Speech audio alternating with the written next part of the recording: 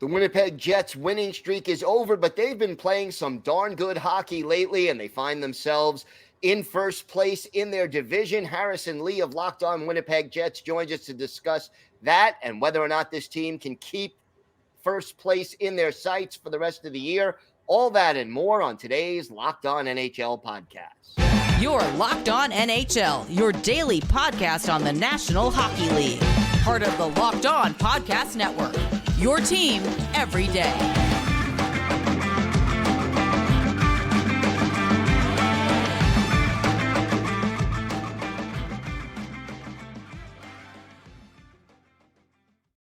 And welcome, everybody, to the Monday edition of the Locked On NHL podcast, part of the Locked On Podcast Network, your team every day. I want to thank everyone who makes Locked On NHL your first listen every day. Don't forget to subscribe on YouTube or wherever you get your podcasts so you can get new episodes as soon as they drop. Today's episode is brought to you by FanDuel. Make every moment more. Right now, new customers get $150 in bonus bets guaranteed when you place a $5 bet. Visit FanDuel.com/lockedon to get started.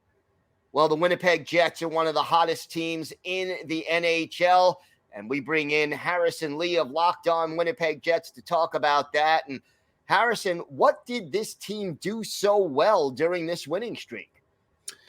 Well, I think for one thing, you can arguably say that the goaltending was a smash hit, but I think the bigger storyline that has kind of been an emerging one since the start of the year, and that's really continued during the winning streak and throughout a lot of the last few weeks of Jets hockey, is just how good defensively this team is.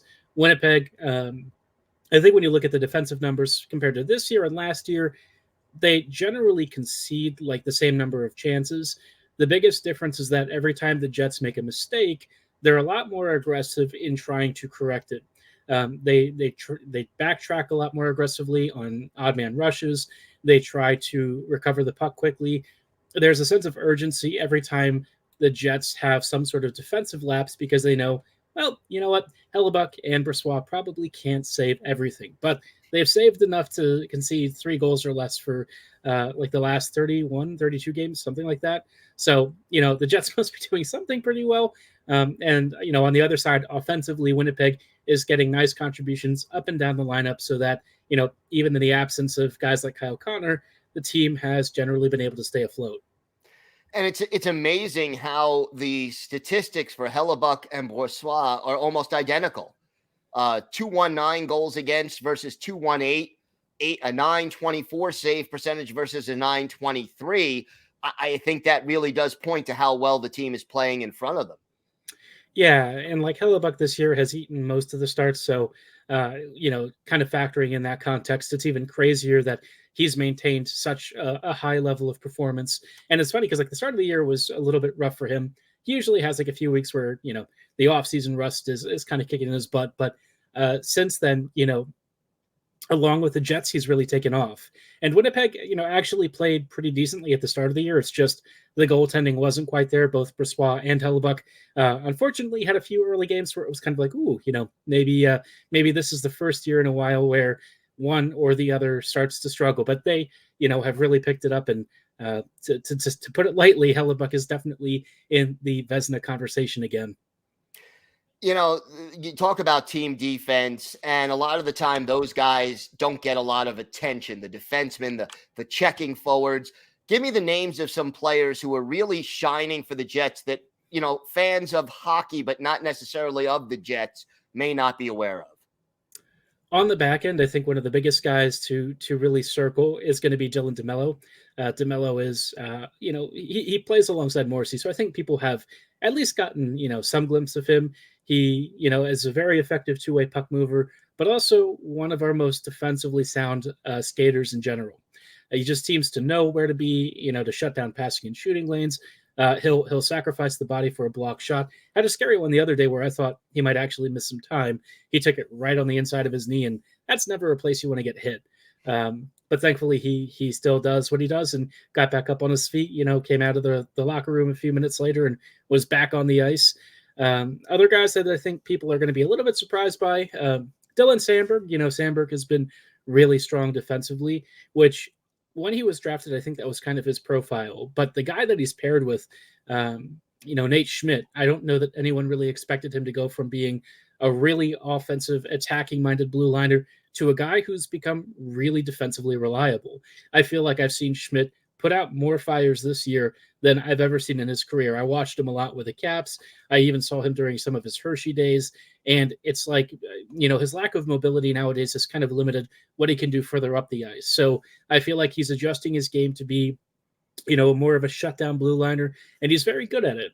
He can still skate and still get the puck into some good areas, but perhaps not as mobile as he used to be. So I think that has definitely had an impact. I haven't mentioned Brendan Dillon yet, but Dillon's having a renaissance season. But more than just defending, he's also attacking, which is pretty impressive. Yeah, always good if you can be effective at both ends of the ice. One area that does seem to be struggling for this team this year, the power play. What's going on with that, and what can the Jets do to improve it? Well, the power play is kind of an odd thing. I don't know what the instructions have been, but earlier this year, one of the biggest issues that they had was a lack of movement off the puck. Guys just weren't really getting into good areas. They were sort of waiting for things to happen. And when you wait for PK Diamonds to make a mistake, you're not really going to generate offense that way. So the Jets have kind of tried to apply more pressure, be more active, and proactively create offense. It's still not great.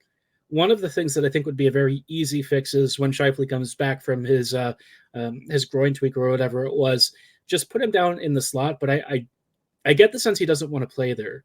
I think that for some reason, compared to like 17, 18, he's not willing to do it now because they keep trying him on the half wall, and it's just not really the best use of his skills. When it comes to shooters on this team, if you put him in the slot on the power play, you're going to erase about half of this team's problems. He's just so good there, almost unstoppable. And then you factor in guys like Ehlers, Perfetti, Connor, whoever else. That is where I think you'd solve a lot of these scoring woes. The trade deadline is now less than 2 months away. The Jets are right in the thick of the fight for first place right now. What do you expect them to do, if anything, at the deadline? I've kind of waffled back and forth on this because, week in and week out, it's actually a little hard to tell what the most impactful trades would be. I think the Jets might pursue maybe like a middle six winger, perhaps a second line center if we're lucky. Maybe they try to upgrade the right side defense. I don't know if that's necessarily a concern for them. Earlier this year, it would have been with Schmidt really struggling. I think the only question with it is, money-wise, Schmidt's got a huge cap hit. It's going to limit the amount that you can do at the trade deadline. So I feel like Winnipeg might have to make some, cap sacrifices. I know they need a spot for Heinola. So there's a lot of weird balancing acts that they're kind of trying to deal with. And I think one of the most surprising things is that there's a lot of players getting called up or, players who have been up for a couple of months now who you never would have thought would be staking a claim to a roster spot.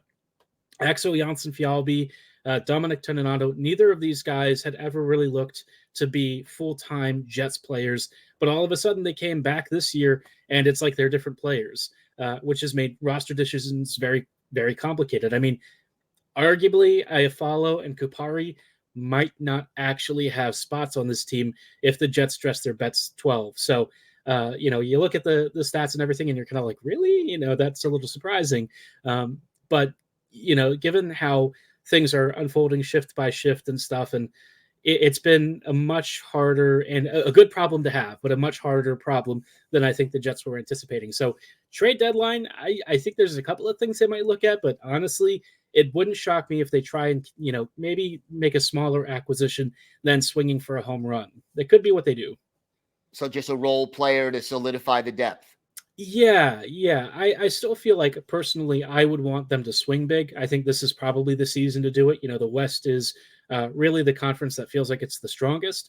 And I feel like, given that and given the fact that the Jets have beaten most of the best teams in the West, with Hellebuck playing at this level, you're just not going to get many years where all of this and your contract situations are all kind of aligning towards making a cup run. So for me, swing big, but knowing this team, they might not give us that sort of trade. But maybe there's a Stastny kind of deal somewhere.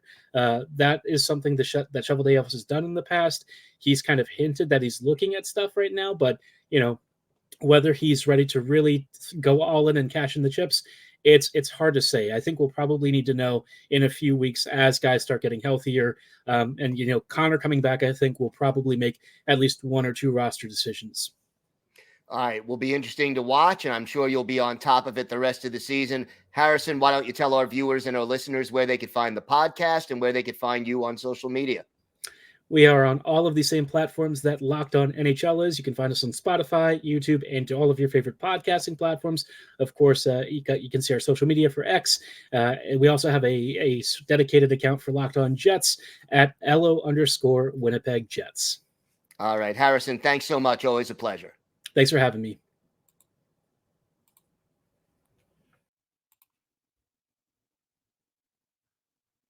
Today's episode is brought to you by Game Time. You shouldn't have to worry when buying tickets to your next big event. Game Time is the fast and easy way to buy tickets for all the sports, music, comedy, and theater events near you. They have killer last-minute deals, all-in prices, and their best price guarantee, so Game Time takes the guesswork out of buying tickets. My favorite feature of Game Time, you go on the app, you could see the view from your seat before you buy, so you know exactly what to expect when you arrive. And Game Time has deals on tickets right up to the start of the event, and even an hour after it starts. It is the place to find last-minute seats. Take the guesswork out of buying tickets with Game Time. Just download the Game Time app, create an account, and use code LOCKEDON for $20 off your first purchase. Terms apply. Again, create an account and redeem code LOCKEDON for $20 off. Download Game Time today. Last minute tickets, lowest prices guaranteed.